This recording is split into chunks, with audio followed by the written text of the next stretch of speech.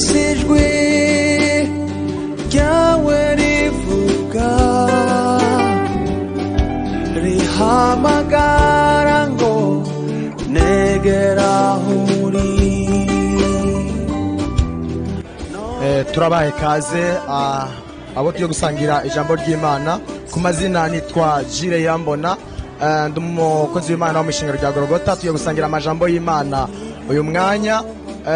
Ijambo ry'Imana tugiye gusangira mfite message yavuye mu ijoro, message nziza ivuga ngo aho warugiye gupfira niho ugiye gukirira.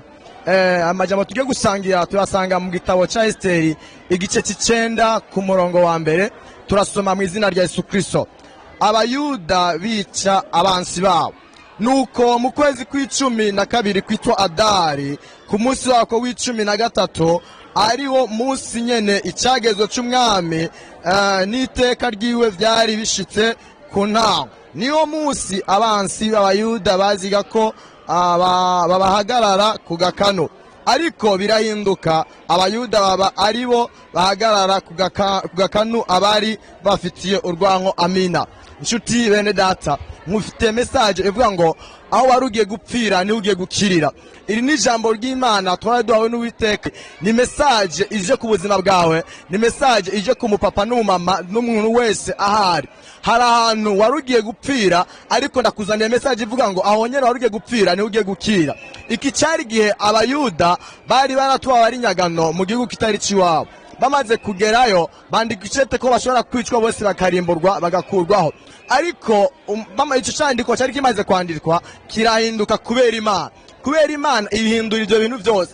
Bategura yuko ku munsi wa 13 Abayuda ariho bagiye gupfa.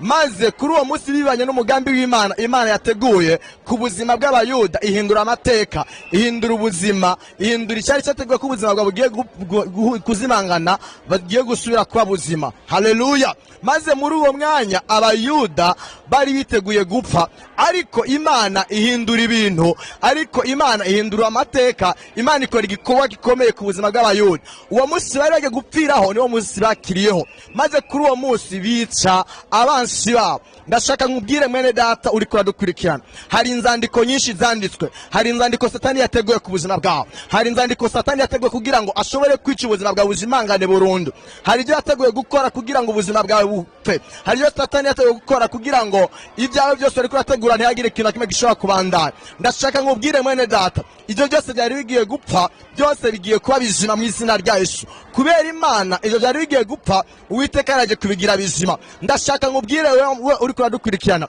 wa mupapa wa mumama wa musore nawe uri kuradukurikirana umugoroba n'abazodukurikirana hazara, inzandiko Satani yari yateguye yari amaze kwandika ku buzima bwawe, Uwiteka yaraje kuzihindura. Uwiteka yaraje kuvuga ngo ubeho. Hari ibyo bari barateguye ku buzima bwawe bakwandikira iminsi, baravuga ko utazigera ubaho, baravuga ko utazigera uronka umugisha, baravuga ko utazigera uvyara, bavuga amajambo menshi, bavuga ko ubuzima bwawe buzobaho nabi. Ariko nkuzaniye message Uwiteka yampaye ivuga ko ubuzima bwawe bwari ugiye kuzimangana, Uwiteka aje kubugira buzima. Haleluya. Ndashaka nkubwire, gira kurema mu mutima wawe, menya ko urwandiko Satani yari yanditse ku buzima bwawe ubu mwaka rugiye gutabagura. Hari urundi rwandiko rushasha Imana igiye kumanura ku buzima bwawe. Ndashaka nkubwire wongere utahure neza, wari umaze kwihebura, wari umaze gucika intege, ubuzima bwawe bwari bugeze ahandi hantu, wari umaze kwangaza umutima kuko bari bamaze kuzanira amatangazo menshi kugiye gupfa, kugiye kubura ubuzima, ugiye kubura uruvyaro. Ariko Imana yanditse urundi rwandiko, izanye urundi rwandiko ruvuga ngo ugiye kubaho. Ndakubwira mwene data, tega ugutwi wongere unyumve. Iyi ni message ku buzima bwawe. Bamaso kandi ushika mushiramana, ugiye kubaho. Ndeka ngusabe wewe mwene data uri kuradukwirikirana kubwano masaha meza, kubwarino jambo, kubwino message, kugira ngo bikunde unyemerere ufatikanye nanje dusenga Imana. Imana ihindura ubuzima, Imana imanura urundi rwandiko ku buzima bwawe. Tugiye gusenga. Wewe Uwitekanye n'ubushobozi bwinshi, izina riteye ubwoba, uri Imana y'ububasha kandi uri Imana y'imbaraga. Reka izindi zandiko zongere zandikwe. Hari inzandiko zari zimaze kwandikwa ko abana abantu bagiye kugira ubuzima bubi, hari inzandiko zari zaranditswe ko bagiye gupfa, hari inzandiko zari zaranditswe ko bagiye gutakaza ibyabo. Ariko manura urundi rwandiko ku buzima bwabo kugira ngo bihinduke bigende neza. Uyu mwaka urangira ubuzima bwawe bwahindutse mu izina rya Yesu Kristo. Amen. Wambereye